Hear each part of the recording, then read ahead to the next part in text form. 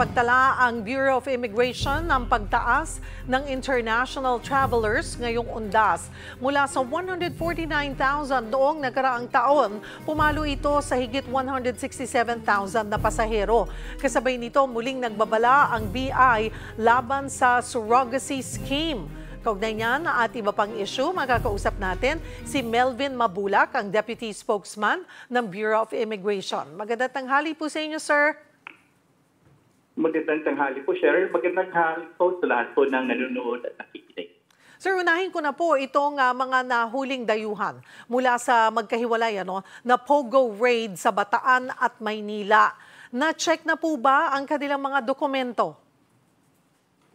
Opo, mayroon po tayong itinalagang mga tauhan para tingnan ang kanilang dokumento at malaman natin ano kanilang immigration status. Very close po yung coordination po natin with the PAOK. Ayan po ang ginagawa natin considering na napaka-importante din po makita po natin baka sila po ay may immigration violation. Noong October 15 po yung deadline para makapag-downgrade ng visa ang foreign POGO worker. Gaano po karami ang nakapag-downgrade na? Opo, ang ating latest record po, 13,000, but moving tayo, pataas na tayo ng pataas. Tuloy-tuloy po yung pag-downgrade po natin. Inaasahan po natin, hoping po, by the end ng this year, lahat po ay nakapag-downgrade na. Yun po yung inaasahan natin. Pero may mga hinahabol pa po tayong hindi nakasunod sa deadline. Kasi sabi nyo, patuloy na tumataas yung bilang eh. Opo, mayroon po tayong hinahabol. Particularly, alam po natin, dapat po sila ay nakapag-file on or before October 15. At pag sa ganyan na po, may order to leave na po sila. Dapat po silang umalis sa ating bansa because it's already a violation sa conditions na ipinalabas po ng ating opisina at ng ating gobyerno. Gaano po karaking porsyento pa ang hindi po nagda-downgrade base po sa ating records? We are expecting mga 30 to 40,000. No? If that's the case, yung mayroon tayo, almost half pa yun, no? Yung tinitingnan 20,000. Yan po yung tinitingnan natin. But we are really in coordination with other law enforcement agencies to ensure na itong hindi sumunod ay dapat po silang mapaalis sa ating bansa at sila ay masama po sa blacklist po natin. Automatic na po yun. Basta hindi sila nag-downgrade by noong last day na October 15, automatic na kailangan silang i-deport at blacklisted na po. Yan po ang magiging consequence kasi po yan po ang naging condition natin na dapat makapag-apply po sila ng downgrading. Sa iba naman pong issue, sir, nakapagtala kayo ng 12% increase sa international passengers nitong undas. Wala naman po bang na-encounter na problema? So far, nakita natin, maganda naman yung naging natin sa pagproproseso. No? We've deployed personnel. Nagdagdag tayo ng mga tauhan to ensure na tuloy-tuloy yung serbisyo natin. At nakita talaga natin yung increase ng mga pasahero na gumamit ng ating mga paliparan. At ngayong tapos na nga po yung undas weekend, kumusta naman po yung arrivals at departure sa mga paliparan sa bansa?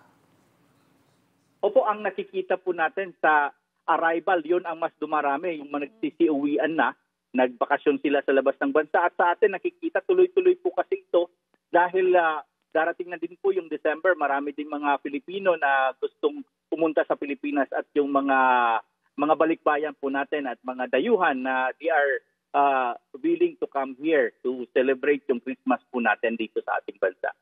Muli rin po ang nagbabala ang BI laban sa surrogacy scheme matapos ma-repatriate ang 7 Pinay victims noong October 23. Saang bansa po sila galing, sir? At paano sila na-rescue? Opo, nakita po natin from Cambodia po. Pumunta sila ng Cambodia at sila po ay natulungan din po ng ating Interagency Council considering na kasama din po doon yung ating Department of Foreign Affairs at na-rescue po sila. Medyo nakakabahala considering na ito po itong bago po itong modus, no? Just last year lang po nagsimula ito at nakikita natin na kinakabahan tayo. Baka mas dumami pa yung mabiktima ng ganitong klaseng trafficking. Pero bago po sila umalis ng bansa, Base po doon sa mga nakuha nating statement, alam ba ng mga biktima na gagawin silang surrogate mothers? It seems mayroon silang alam na kasi sila mismo may misrepresentation eh. Hindi natin, sila mismo are declaring na ganito yung purpose nila na hindi naman dinideclare yung totoo. Ibig sabihin, alam nila yung kanilang pupuntahan, but we still have ongoing na pag-coordinate with interagency kasi mas palaliman po yung pag-imbestiga ng ating mga law enforcement agency. But initially po, doon po sa pag-alis nila, nakikita natin mayroon silang misrepresentation. Alam po nila, nagme-misrepresent sila na ang pakay naman talaga nila ay hindi naman maging isang turista pero to engage sa isang mga ganitong klaseng mga surrogacy. At base po sa kanilang salaysay, paano raw ho sila na-recruit?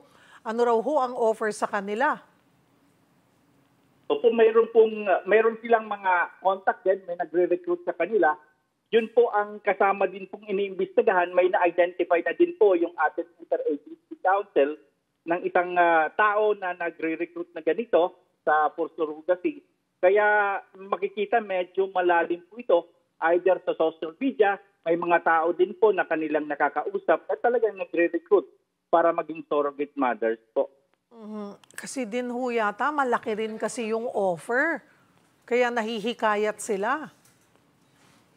Yes po, yun po ang nakikita natin. Talagang alam naman po natin yung pangangailangan but still we have to understand they are victims ng trafficking at though naghahanap sila ng pagkakapirahan, but we have to understand na hindi dapat ito nangyayari because they are victims ng trafficking. Panghuli na lamang po, sir, paalala na lamang muli sa publiko laban sa human trafficking schemes. Opo, sa atin pong mga kababayan, lalo na pag you are going abroad para maghanap ng trabaho, dapat po dumaan po tayo sa ating DMW, sa Department of Migrant Workers at sa PUAA to ensure yung pupuntahan natin ay legitimate at saka maproprotektahan po natin yung ating mga karapatan bilang mga Pilipino na nagtatrabaho sa ibang bansa. Marami pong salamat sa inyong oras, Sir Melvin Mabulak ng Bureau of Immigration.